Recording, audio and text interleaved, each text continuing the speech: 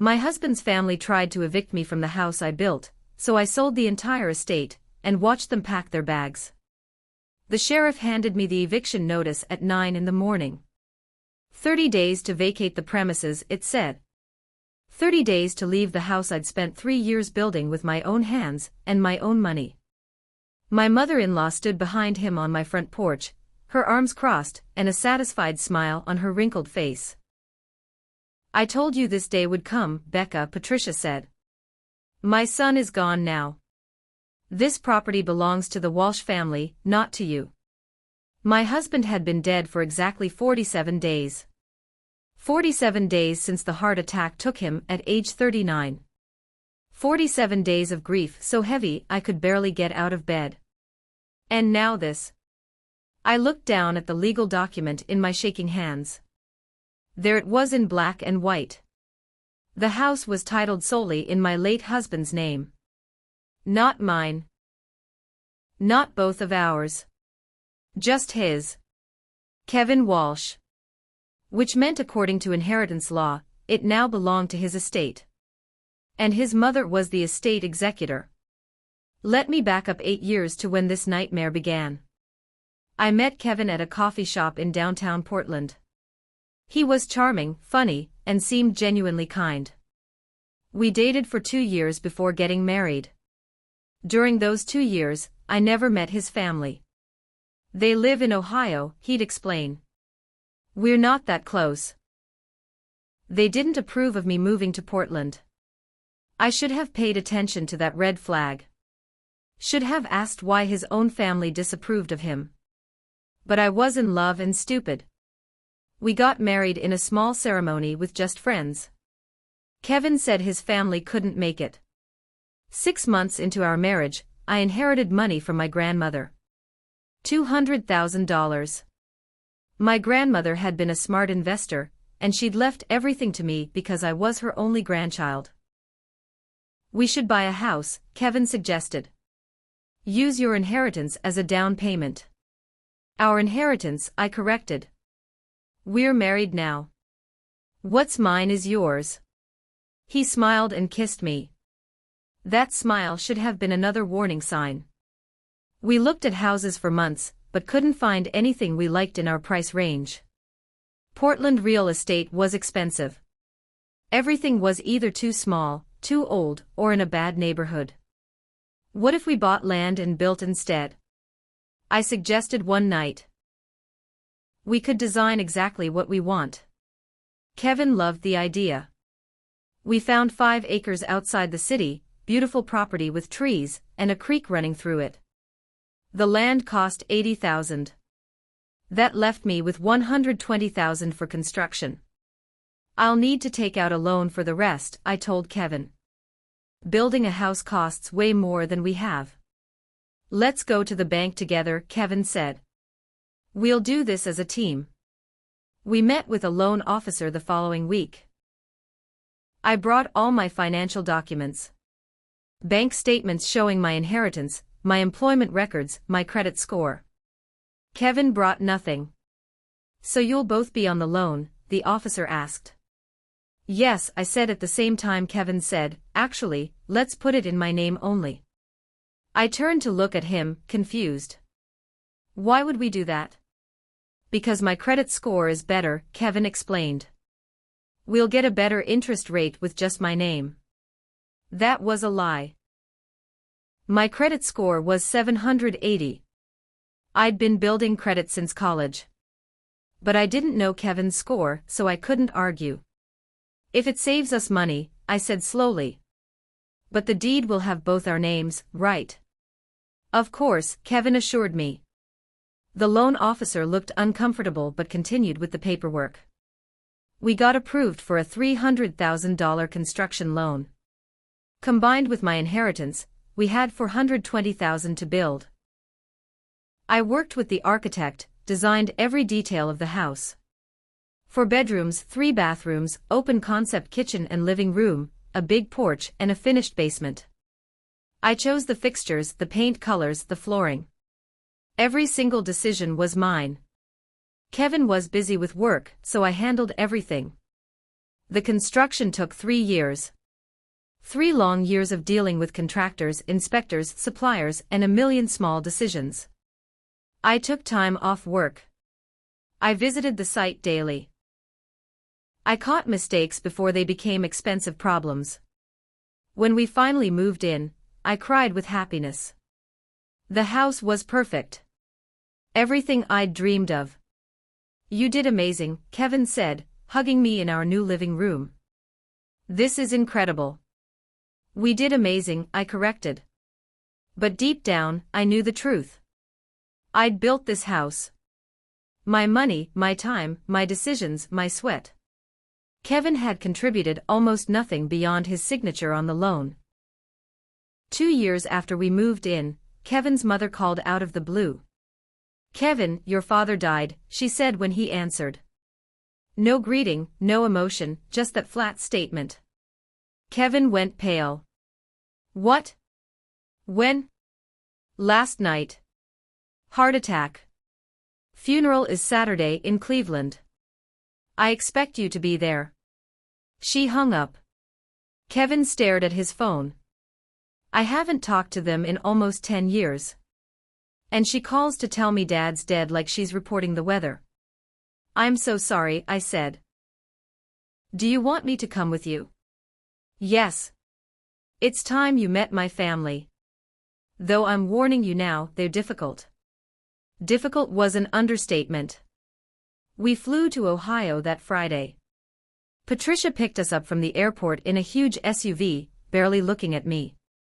"So you're the wife," she said. It wasn't a question. "I'm Becca," I said, trying to be friendly. "It's nice to finally meet you." That was her only response. Kevin's siblings were waiting at the family home. His older brother Ryan was 42, divorced, and unemployed. His younger sister Colleen was 35, married to a guy named Troy who worked construction. "This is Becca," Kevin introduced me. Ryan looked me up and down like I was livestock. "You're younger than I expected." "I'm 35, I said. "Same age as Colleen." "But you look younger." Kevin always did like them young and pretty. The comment made my skin crawl. Colleen was nicer, at least on the surface.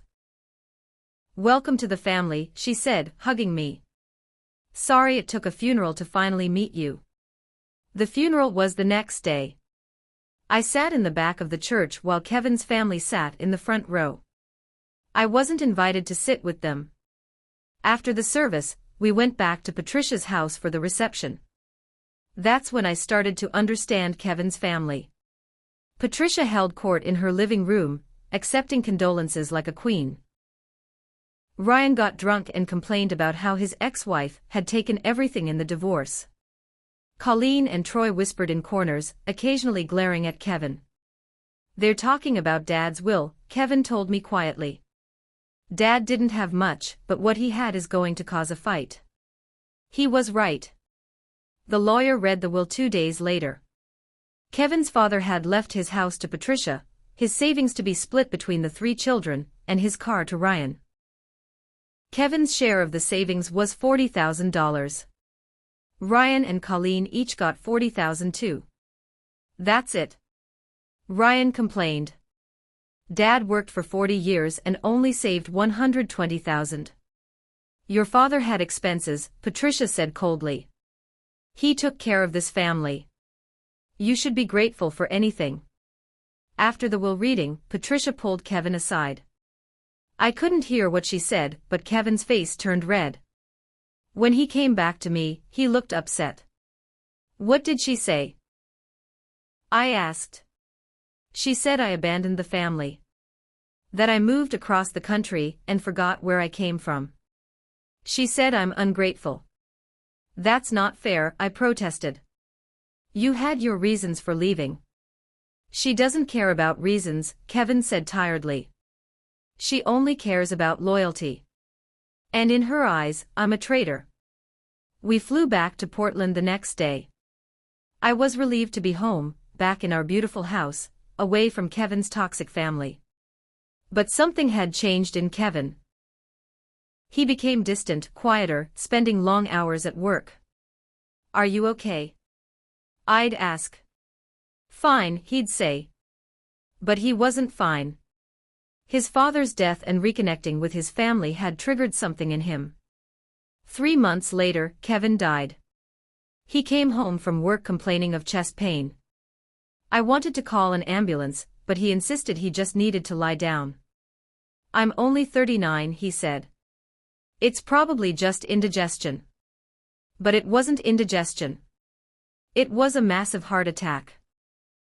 He died before the ambulance arrived, right there on our bedroom floor while I screamed and tried to do CPR. The next weeks were a blur of funeral planning, phone calls, paperwork, and crushing grief. I couldn't believe Kevin was gone. We'd been married for 8 years. We were supposed to grow old together. Patricia flew out for the funeral. So did Ryan and Colleen. I expected them to stay a few days then leave. Instead, they lingered. "We're here to help you settle Kevin's affairs," Patricia announced 3 days after the funeral. "What affairs?"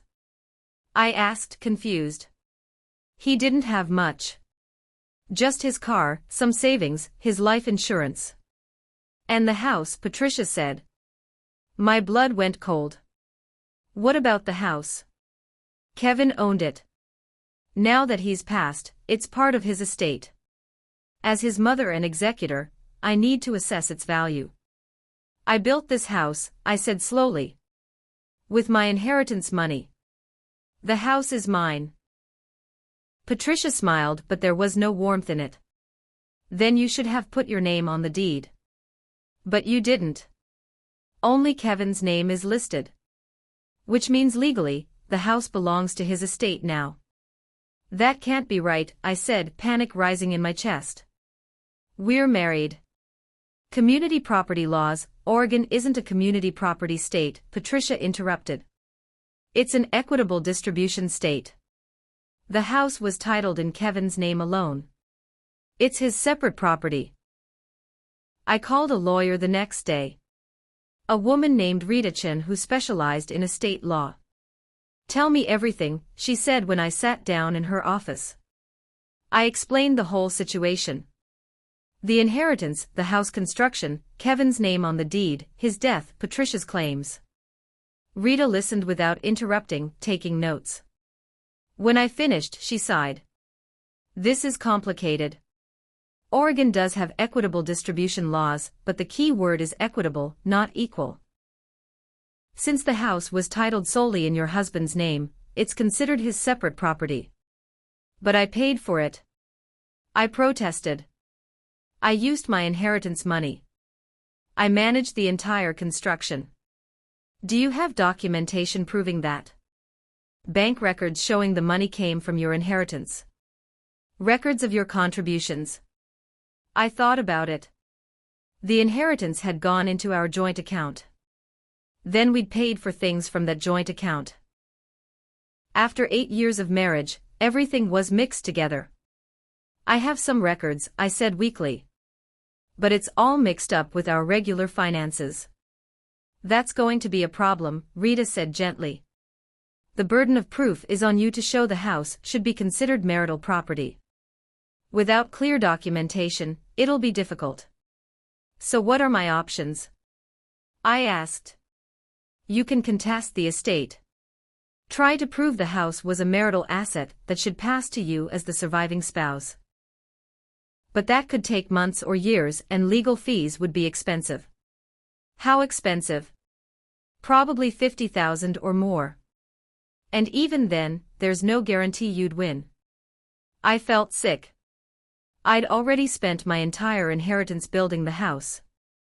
I didn't have $50,000 for lawyers. What happens if I don't fight it? Then the house goes through probate as part of your husband's estate. Patricia, as executor, will have authority to sell it or distribute it according to your husband's will. Kevin didn't have a will, I said. Then Oregon intestacy laws apply. As his spouse, you'd typically inherit everything. But this is where it gets tricky. If Patricia can prove the house was Kevin's separate property, bought before the marriage or with his separate funds, she could argue you're not entitled to it. I built it during our marriage. But whose name is on the deed? Whose name is on the loan? The answer to both questions was Kevin. Only Kevin. I went home feeling defeated. Patricia, Ryan, and Colleen were in my living room, going through photo albums. "What are you doing?" I asked. "Collecting memories of Kevin," Colleen said. "Family photos, things that belong to us." "Please ask before you go through my things," I said, trying to stay calm. "These are Kevin's things," Patricia corrected. "And since this is Kevin's house, everything in it belongs to the estate." "Get out," I said. My voice shook, but I meant it. "Get out of my house right now." "Your house?" Patricia laughed. "Sweetie, this hasn't been your house since the day Kevin died. You're just living here temporarily until we decide what to do with it." I said get out. Ryan stood up, all 6 feet of him. "You don't tell us what to do. Mom's the executor. She has every right to be here, to assess the property, to make decisions." "I'm calling the police," I said, reaching for my phone. "Go ahead," Patricia said calmly. "Tell them the executor of the estate is lawfully examining the property. See what they say." I called anyway. The police came, listened to both sides, and basically said it was a civil matter they couldn't resolve. "Ma'am, if she's the estate executor, she does have some rights here," the officer told me. "You might want to contact a lawyer." After the police left, Patricia dropped the bomb. "We're going to sell the house, Becca. It's worth about $500,000 according to online estimates. That money will be divided according to Kevin's estate." "Divided how?" I asked, though I already knew I wouldn't like the answer. "Kevin's estate goes to his blood relatives. His mother and siblings. You'll have to make a claim as a spouse, but given that the property is titled solely in Kevin's name, your claim is weak." "I'll fight this," I promised. "I'll take you to court." "With what money?" Patricia asked. "Legal battles are expensive. Can you afford it?" She knew I couldn't. She'd probably already looked into my finances.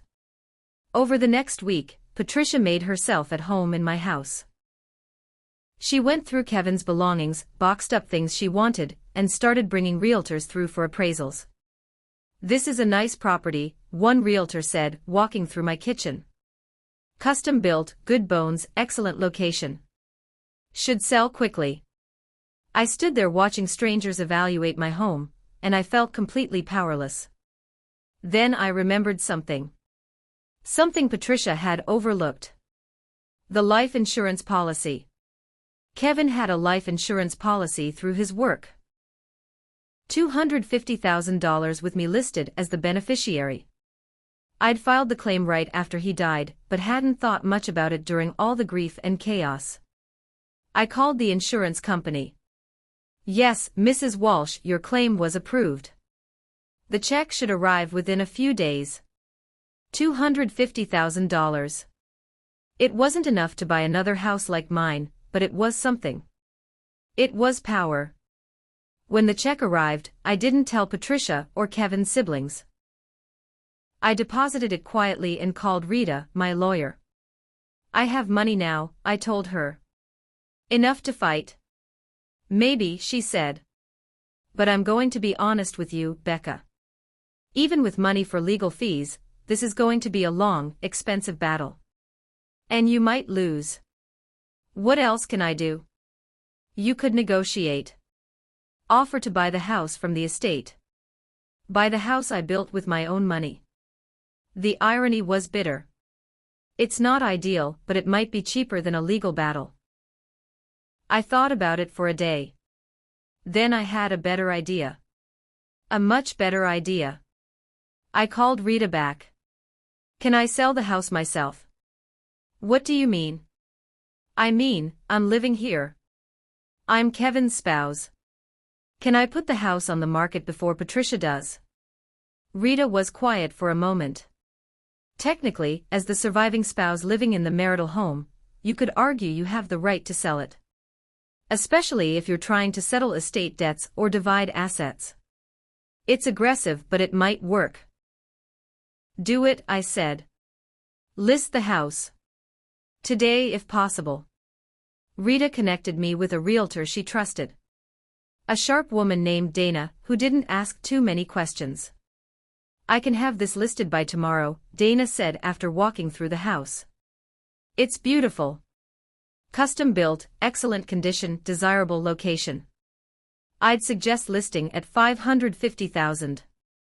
Do it, I said. And let's move fast. The listing went live the next morning. By afternoon, we had 3 showings scheduled. By evening, I had an offer. $525,000, all cash, quick close. Take it, I told Dana. How quick can we close? 15 days if the buyer's serious. Do it. I signed the paperwork that night. Patricia found out the next morning. She showed up at my door at 7 a.m., waving her phone. What the hell is this? The house is listed for sale. Yes, I said calmly. I'm selling it. You can't sell Kevin's house without my permission. I'm the executor. Actually, as the surviving spouse currently living in the property, I have the right to sell marital assets to settle estate matters. My lawyer confirmed it. Patricia's face turned purple. This is theft. I'll sue you. Sue me with what money? I asked, echoing her own words back to her. Legal battles are expensive. Can you afford it? She sputtered, but I closed the door in her face. Over the next 2 weeks, Patricia tried everything. She called lawyers who told her the same thing Rita had told me. She threatened to get a court order, but there wasn't time. She even tried to sabotage the sale by telling the buyers the house was tied up in legal disputes. But I'd been smart. I'd disclosed everything to the buyers up front. They were an older couple from California, cash buyers who didn't need financing, who didn't care about family drama. They just wanted the house. The closing happened exactly 15 days after I'd accepted the offer. I signed papers for 2 hours, my hand cramping. When it was done, the escrow company handed me a check for $495,000. $525,000 minus closing costs, minus the remaining mortgage balance, minus fees. I walked out of that office with my check and immediately drove to the bank. I deposited it before Patricia could find some way to freeze my accounts. Then I went back to the house, my house, for just a few more hours and started packing. The buyers had agreed to let me stay for 1 week after closing. 7 days to pack up 8 years of life. Patricia showed up on day 2. Ryan and Colleen were with her. You can't do this, Patricia said. She looked older somehow, defeated. The house is already sold, I said. The deed transferred yesterday. The new owners take possession in 5 days. That money should go to Kevin's estate, Ryan said. It should be divided among his family. I am his family, I said. I was his wife. You were his wife for 8 years, Patricia said bitterly. I was his mother for 39 years. Ryan and Colleen are his blood. We have more right to his assets than you do. Then you should have made sure his name was on the deed alone, I said. Oh wait, you did. You convinced him to do that, didn't you? Was that your plan all along? Keep me off the deed so you could take the house when he died. Patricia's face told me I was right. She had manipulated Kevin into putting only his name on the deed. She'd been planning this for years. Get out of my house, I said. This isn't your house anymore, Colleen said. You said so yourself. The new owners take possession in 5 days. Then I have 5 more days, I said. And I want you gone. Now. They left, but not quietly. Patricia screamed threats about lawyers and lawsuits and fraud. Ryan punched a hole in my drywall on his way out. Colleen cried, saying I'd stolen their brother's legacy. I didn't care. I was done being the victim. Over the next 5 days, I packed everything I wanted to keep. Furniture I'd bought, artwork I'd chosen, kitchen items, clothes, books. Anything that was mine, or that Kevin had given me. I left behind anything his family had given us. Wedding gifts from Patricia, family heirlooms, photos of Kevin with his siblings. I boxed it all up and left it in the garage with a note. For the Walsh family. 19. On my last day in the house, I walked through every room one final time. The master bedroom where Kevin had died. The kitchen where we'd cooked together. The living room where we'd watched movies. The porch where we'd had coffee every Sunday morning. I'd built this house with love and hope and dreams of the future. But those dreams died with Kevin. Now it was just a building, just wood and drywall and fixtures. Just a thing I'd sold for survival. The moving truck came at noon. Professional movers I'd hired to pack up everything and put it in storage. I didn't have a new place yet. I was going to stay in a hotel while I figured out my next move. Ready? The moving company supervisor asked. Yes, I said. Let's go. As they loaded the last box, a car pulled up. Patricia, Ryan, and Colleen got out. We're here to collect our belongings, Patricia announced. They're in the garage, I said. Help yourselves. They rushed to the garage and started going through boxes. Patricia pulled out a photo album and started crying. Colleen found Kevin's high school letterman jacket and hugged it. Ryan just looked confused, like he couldn't believe this was all they were getting. 20. This is it? Ryan asked. This is all you're leaving us? That's all that belonged to you, I said. Everything else was mine or Kevin's and mine together. You're keeping his stuff? Colleen asked. His clothes, his books, his personal items. I'm his widow, I said. Yes, I'm keeping his personal belongings. You're welcome to go through these boxes and take anything with sentimental value. But his everyday things, the life we built together, that stays with me. Patricia looked at me with pure hatred. You've destroyed this family. No, I said quietly. You tried to destroy me. I just refused to let you. The movers finished loading. I got in my car, ready to drive away. Where are you going? Patricia called after me. None of your business, I called back. I drove away without looking back. In my rearview mirror, I could see them standing in the driveway, holding their boxes, looking lost. Good. Let them feel what I'd felt when they tried to take everything from me. I stayed in a hotel for 2 weeks while I looked for a new place. With $495,000 in the bank, I had options. I could buy a condo outright. I could put down a big payment on another house. I could even move to a different city, start completely over. 21. In the end, I decided to leave Portland. Too many memories, too much pain. I chose Seattle, just 3 hours north. Big enough to disappear into, close enough to drive if I needed to come back. I found a beautiful 2-bedroom condo downtown. 15th floor, floor-to-ceiling windows, views of the water. It cost $300,000. I paid cash. That left me with $195,000 for furniture, savings, and a fresh start. The condo was a third the size of the house I'd built, but it was mine. Only my name on the deed this time. No husband, no in-laws, no one who could take it from me. I moved in on a Tuesday. The moving company delivered all my stuff from storage, and I spent the next week unpacking and arranging. Every piece of furniture was a memory. The couch Kevin and I had picked out together. The dining table where we'd hosted friends. The bed we'd shared for 8 years. I thought about selling it all, starting completely fresh. But these were my things too, not just Kevin's. Why should I give up everything because his family had tried to steal from me? 22. One evening, about a month after moving to Seattle, my phone rang. Unknown number. I almost didn't answer. Hello. Becca? It's Colleen. Kevin's sister. I'd been expecting this call eventually. What do you want?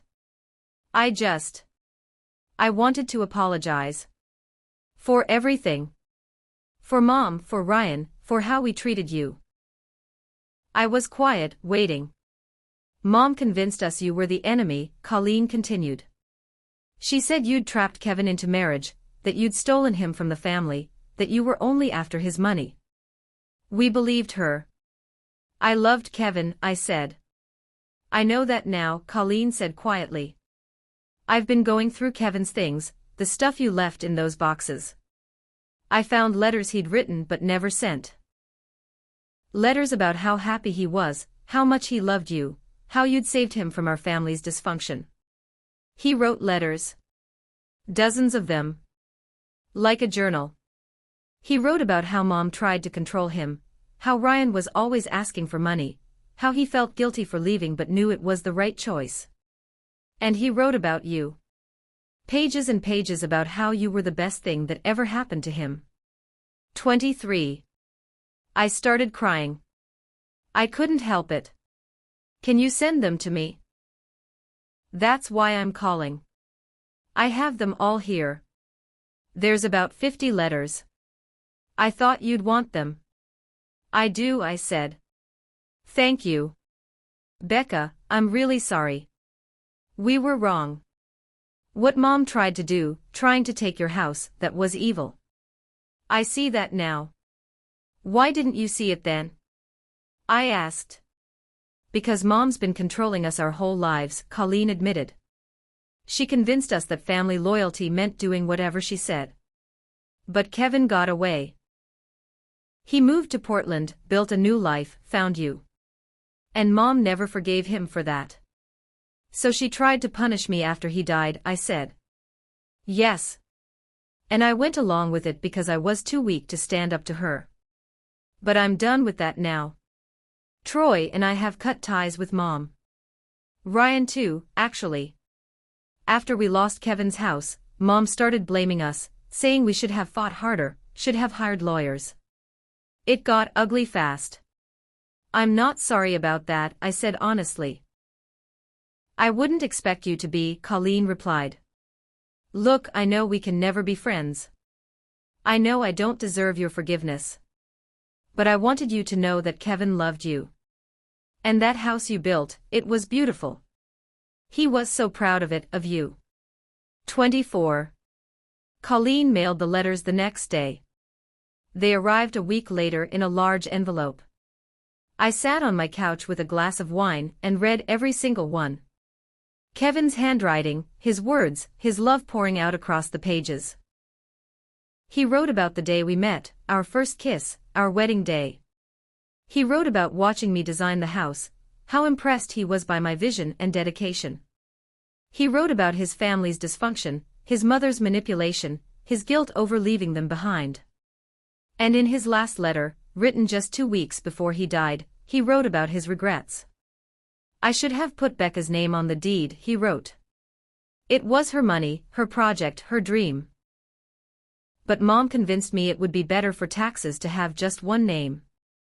I was stupid to listen to her. I need to fix this. Tomorrow I'm going to the county office to add Becca to the deed. She deserves equal ownership of the home she built. But tomorrow never came. He died before he could fix his mistake. I cried reading that letter. Cried for what could have been, for the man I'd loved and lost, for the betrayal that came after his death. 25. It's been a year now since Kevin died. A year since Patricia tried to steal my house. A year since I sold everything and started over. I like Seattle. I like my condo with its view of the water. I like my new job at a tech company downtown. I like the independence of living alone, making my own decisions, not depending on anyone. I've started dating again, though I'm careful now. Very careful. I tell people upfront about my past, about my husband who died, about his family who tried to steal from me. It weeds out the men who can't handle baggage. The ones who remain are usually worth talking to. I still think about Kevin. About the good years we had before his death, before everything went wrong. About the house we built together, even if it was mostly me doing the building. About the future we'd planned that never happened. But I don't regret what I did. Selling the house, taking the money, leaving Portland. I did what I had to do to survive. Patricia tried to evict me from the house I built. So I sold the entire estate, and watched them pack their bags. And I'd do it again in a heartbeat. Because some battles aren't about winning. They're about refusing to.